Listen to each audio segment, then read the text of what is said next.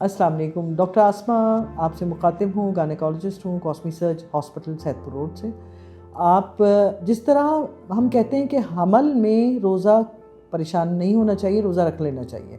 अगर आप में इतनी क़ुव्वत है और आपका डॉक्टर इसकी इजाज़त देता है कि आपका HB लेवल पूरा है और आपकी जनरल सेहत ठीक है, तो आप रोज़ा रख सकती हैं। इसी तरह दूध पिलाने वाली माएँ भी रोज़ा रख सकती हैं अगर वो अच्छी खुराक ले सकती हैं, और अच्छी खुराक लेना चाहिए उनको।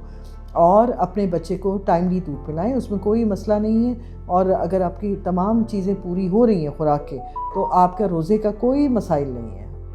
और अगर कोई ऐसा मसला होता है तो डॉक्टर से रुजू कर लें, और मेरा नहीं ख्याल कि कोई डॉक्टर आपको रोज़ा रखने से मना करेगा। हाँ, अगर आपका बच्चा बहुत छोटा है और आपकी विलादत को बहुत थोड़े दिन हुए हैं, 2-1 महीने हुए हैं, तो और आपकी कमज़ोरी है, फिर तो शायद ना रखें, क्योंकि उस वक्त आपको रिकूप कर रहे होते हो, आप अपनी बीमारी और अपनी कमज़ोरी को कवर अप कर रहे होते, तो उसमें थोड़ा सा मसला बनता है। लेकिन अगर आप इस काबिल हैं कि घर के सारे काम कर लेती हैं, खाने सारे खा लेती हैं, तो फिर बेहतर है कि आप जो है ना फिर रोज़ा रख लें, कोई मसला नहीं है। और इसमें सवाब भी है, बच्चे के लिए भी फ़ायदा है, आपके लिए भी फ़ायदा है।